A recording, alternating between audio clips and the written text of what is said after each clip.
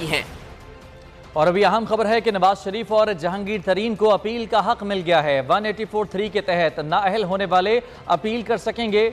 Supreme court review of judgements and order act 2023 नाफिज हो गया है। नोटिफिकेशन जारी कर दिया गया है। 25 जुलाई तक अपील दायर की जा सकेगी।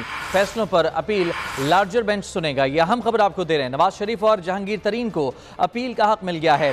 184(3) के तहत नाअहल होने वाले अब अपील कर सकेंगे। Supreme court review of judgements and orders act 2023 नाफिज। नोटिफिकेशन जारी कर दिया गया है। 25 जुलाई तक अपील दायर की जा सकेगी। फैसलों पर अपील लार्जर बेंच सुनेगा। तो बड़ी अहम खबर आपको दे रहे हैं। नवाज शरीफ और जहांगीर तरीन को अब अपील का हक मिल गया है। 25 जुलाई तक ये अपील दायर की जा सकेगी, जिस अपील पर लार्जर बेंच जो है फैसलों पर अपील सुनेगा। Supreme court review of judgements and order act 2023 नाफिजुल अमल हो चुका है। इस हवाले से नोटिफिकेशन भी जारी कर दिया गया है। 184(3) के तहत नाअहल होने वाले अपील कर सकेंगे।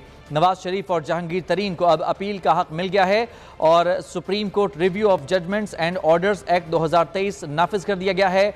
नोटिफिकेशन भी जारी कर दिया गया है। 25 जुलाई तक अपील दायर की जा सकेगी। नवाज शरीफ और जहांगीर तरीन की जानिब से 25 जुलाई तक अपील दायर की जा सकेगी। फैसलों पर अपील लार्जर बेंच सुनेगा। नवाज शरीफ और जहांगीर तरीन को अपील का हक मिल गया है। 184(3) के तहत नाअहल होने वाले अब अपील दायर कर सकेंगे। Supreme court review of judgements and orders act 2023 नाफिजुल अमल हो चुका है, जिसके हवाले से नोटिफिकेशन भी जारी कर दिया गया है और पेशरफ्त यह है कि अब इस एक्ट के तहत नवाज शरीफ और जहांगीर तरीन को अपील का हक मिल गया है। अहम खबर दे रहे हैं आपको। नवाज शरीफ और जहांगीर तरीन को अपील का हक मिल चुका है। 184(3) के तहत नाअहल होने वाले अपील कर सकेंगे। Supreme court review of judgements and orders act 2023 नाफिज और नोटिफिकेशन जारी कर दिया गया है, जबकि 25 जुलाई तक अपील दायर की जा सकेगी।